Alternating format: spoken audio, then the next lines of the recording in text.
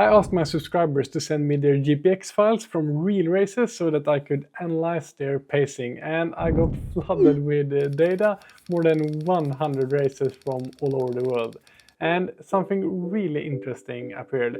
The same sort of pacing mistakes kept showing up again and again. In a way, these are easy to fix mistakes that are costing runners a lot of time. I'm Göran, a running coach and physiotherapist, and in this video we will break down 6 races that all of us can learn a lot from so we can run faster without even being in better shape. We'll start with 2 examples of good pacing, move into the most common mistakes, and finish with a textbook race execution.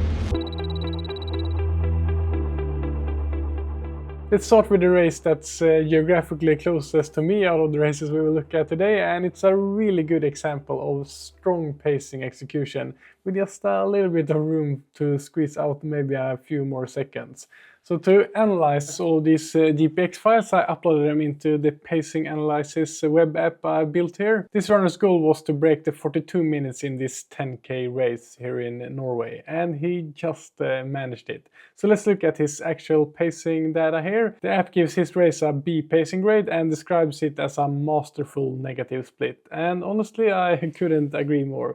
Let's look at the opening here. In the first kilometers, he starts out conservatively, and here from kilometer 4 to 7, the pacing is extremely stable. No mid-race fade, no panic adjustments at all, just calm, controlled execution towards the goal he had set for himself, that he was clearly also fit enough for to do this day. And here in the end, we can see the best part, where the patience in the beginning really pays off. The last kilometer drops to 3:45. Way faster than the previous kilometers. That tells us 2 very important things. First, his fitness was probably better than he believed going into this race. And secondly, he managed to push the pace at the right time. He stayed calm and paced it steady up to 8 kilometers. And this is a lesson for everyone to take with them. If you don't feel completely destroyed with 2 kilometers to go in a 10K, that's often a sign that you can start pushing hard and gradually increase the pace from that point on. And that's exactly what he managed to do here. Now the big question is, could he have started a little bit faster with that stronger finish? Probably yes. With a slightly quicker opening, he might have been able to shave off a few extra seconds at the finish. But it would also have increased the risk of this whole race, and that's the key point. This race is a great example of high quality, low risk pacing that often gives you a really positive racing experience as well. This was a quite flat and fast 10K, which makes the pacing a bit easier. The next one we will look at is harder to get right, and thousands of runners have lost a lot of time from pacing mistakes in this exact race that we will look at.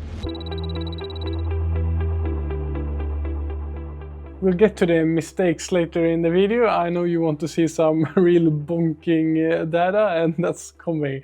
But I wanted to start with another positive example, because I'm a huge believer in not just learning from mistakes, but also learning from your own and others' successes to see what you should do more of. Because this next race shows how doing a few key things right can save you a lot of time, especially on a course where many runners get it wrong. This race comes from the Seven Hills Run, or Seven Heaven Land Loop. Sorry for that pronunciation. Really butchered that one, but it's a really famous race in the Netherlands. It's a 15K race with rolling terrain and a long early climb. This runner's goal was simple and sensible. Hold 4:00 per kilometer for the first 10K, then use the mostly downhill last 5K to pick up the pace. So let's start with looking at the performance normalization here, because this already tells us quite much about this particular race. The elevation adjustment alone adds over 1 minute compared to a completely flat course. So even though the 15K world record was actually run on this exact course by Jakob Kiplimo, that says more about how rarely top world-class athletes race this specific distance than about this being a truly fast road race. For many runners, this is a hard course to pace really well, because that long early climb make it even harder to not burn all your matches early, which already is hard for most runners on a completely flat course. Now let's compare this runner's actual pacing to the even effort model in the app, which adjusts for elevation, wind, and turning for each kilometer. So in the first 5 kilometers, which are mostly uphill, he's running 6 to 10 seconds per kilometer slower than the model actually suggests here. That means he's being slightly conservative on the climb, and this is a really important point. Being a little bit conservative running uphill is far better than being too aggressive pushing hard up the climbs, because overpacing climbs is one of the fastest ways to destroy a race completely, because it will cost you so much more in the later parts of the race than the time you actually gain going up that hill. And you can see how that decision to play it carefully in the beginning really pays off later here. From kilometer 10 to 14, once the course turns downhill, his pace is faster than the optimal model suggests here. So he's gaining a lot of time here, and I can only imagine that he's also passing a lot of people who probably pushed the uphill too hard. And this strong finish is only possible because he didn't burn all of his matches going up those hills early. So to me, this data suggests two things. First, he executed the second half extremely well. Secondly, he probably had the fitness to be a little bit braver early on without having to pay for it later. But overall, this is excellent race management on a course that really punishes impatience. The app gives him a B as a pacing grade, and I fully agree with that. And this is a great example of letting the course elevation profile dictate your pace instead of forcing a specific number even all through your whole race. The next race we're going to look at is extremely relatable. The runner who sent this in wrote, "I planned a negative split," by the way, meaning you run the second half faster than the first. But then he writes, "But I threw away that plan as soon as the race started." And that sentence alone captures one of the biggest pacing problems runners often face. Because planning is one thing, knowing what your optimal pacing should look like is many times not the real problem. But actually executing it when the adrenaline hits in the first kilometer is a completely different challenge. You really need to know your actual fitness and be mentally strong to not overpace the start in these longer races like a half marathon. The pacing grade that the app gives this runner is a C. So if we look at the opening part of the race, we can see why the grade isn't higher. Early on, he's running consistently faster than optimal, not dramatically. He was probably feeling good in the start, and that's the hard thing. Because in a half marathon, even if you go out a bit too fast, you will still probably feel good in the first 5-10 kilometers. So that too optimistic start doesn't show up immediately, it will show up later here if we look at this. Here you can see from around kilometer 14 the pace starts to drift slightly slower, nothing dramatic, no real blow up, but a clear sign that he's now working hard just to hold on to a decent pace. So instead of the ideal race flow with a controlled start, a strong middle and a confident finish kick, the race turns more into a slightly too fast start, trying to hold on, then having to slow down. But this race wasn't an extreme overpace at the start, and honestly the final finish time might not have changed that much. But here is an important thing that I maybe think is the biggest win with a smart paced race and running an even or slight negative split. The experience of the race becomes so much better. With a slightly more patient opening, he likely could have finished with a little bit faster finish time while feeling far more in control, instead of spending the last third of the race fighting that survival feeling. This is a perfect example of how small pacing errors don't always cost you minutes on the clock, but they almost always make the race feel much harder than it needs to be. For myself, those races where I just overcooked it a little bit in the beginning has been the most horrible nightmare racing experience, where the whole race basically becomes a fight to survive that you just want to end. This next race is another half marathon, and it's this runner's first ever half marathon on a very unique course, a race crossing the bridge between Sweden and Denmark.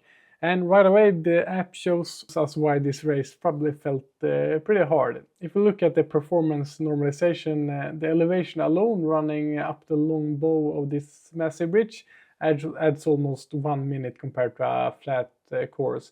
And wind also adds over 1 minute and 30 seconds, which makes sense that it's really wind exposed up there in the bridge in the middle of the ocean, basically. And they seem to be unlucky to have a headwind this day. And this weather data we get from the automatically fetched weather data from this day where the GPX file was recorded. And this wind calculation assumes that he wasn't drafting. If we toggle drafting on here, you can see how much that reduces the wind penalty. So this is another really important learning point here. If it is a heavy headwind, trying to stay close on the back to others, drafting can save you a lot of energy. But let's assume that he wasn't running close behind others for most of the race, and we toggle off the drafting here. Now let's look at the pacing itself. The app gives him a pretty harsh D grade for his pacing, which usually means one thing. The race was opened way too fast. And that's exactly what we see here. This is a classic first half marathon pacing. Once again, you will feel great in the beginning, early kilometers will feel cheap, and the pace feels controlled, but here from around kilometer 8, the bridge starts to rise gradually, and because the early pace was just a bit too optimistic, those small climbs suddenly feel much harder than they need to. And this is a mistake almost everyone makes at least once, and for this race the wind made it even worse and harder to pace smart. If you don't adjust your pacing for a heavy headwind, even if you know your fitness very well from before, you can end up working far harder than intended, while the watch pace still looks reasonable.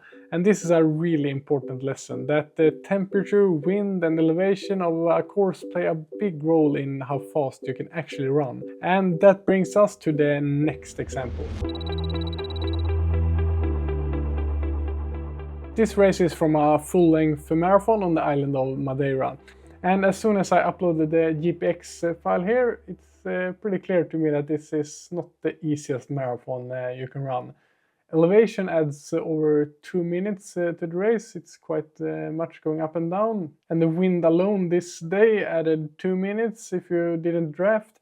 And the heat and the humidity added more than 3 minutes. It was really high humidity levels. So before pacing even enters the pictures here, this marathon is already 8 minutes harder than a flat, cool race on an optimal marathon course. This runner also get a pretty harsh pacing grade of a F, which again tells us that the race was probably opened too fast for the conditions. And this is exactly why the marathon is so hard to pace. Because in a marathon you can run far too fast early and still feel great at 10 km. So that's why people say that the marathon is a waiting game. And a true test of your patience and your ability to play it cool and smart. The early pace here was maybe reasonable for this runner on a flat course, but not for this course and the weather conditions that they actually had this day. And the science is very clear on this. Even a small rise in core temperature early leads to unavoidable slowing down later. And that's exactly what we see here. Mid-pace drifts slower, effort probably goes up, and the pace has to go down for this runner. So the two big takeaways here is simple but very clear, and this lines up very well to all of the marathon GPX that I got sent to me. Once again, the marathon is a real waiting game, and you really need to know your own realistic fitness level. And of course be patient and mentally strong not to overdo it early. And never pace a hot or a hilly marathon like it was a flat and a cool one. Going out just 10 to 15 seconds per kilometer too fast in the marathon can cost you many minutes by the end, and many runners even end up DNFing because the mental struggle once you are in deep and feel that you just run slower and slower for each kilometer while fighting harder and harder is tough. So great job to this runner for actually sticking in there, fighting through the pain and actually finishing this marathon. And let's end this video on a good note and something we all can learn from with a real textbook example. This is from a 10k race on the Hockenheim Formula 1 track. Pretty cool setting for a running race. This runner did not run as fast as the racing car, but he did a really good race. He finished in 39.41, probably with the goal of a sub 40. That's a big goal for many runners. So congrats on that, and the app gives this race an A pacing grade, and I couldn't agree more. A slightly fast start, which is totally fine when it is not more than this. Then he locks into almost perfect alignment with the optimal model here, and he still has enough left for a strong final kilometer. And this takes real discipline, and this also highlights something else that is really important when it comes to pacing races: self-knowledge. An accurate understanding of your actual fitness going into the race, and a plan based on that also reflects the actual course and conditions of your race is key. And that's exactly why I built this app, not just to analyze races like this, but to help myself and others to estimate your current fitness based on past races, and then plan upcoming pacing strategies with the actual course profile and wind and weather and everything that will affect how you should pace each part of the race. If you want to try out the GW Pace Pro yourself, you can click here to get it as a one-off thing, or it's also included in a membership in the GW Training Squad where you get access to all my resources. So huge thanks to everyone who sent in their GPX files, and I will see you in the next video.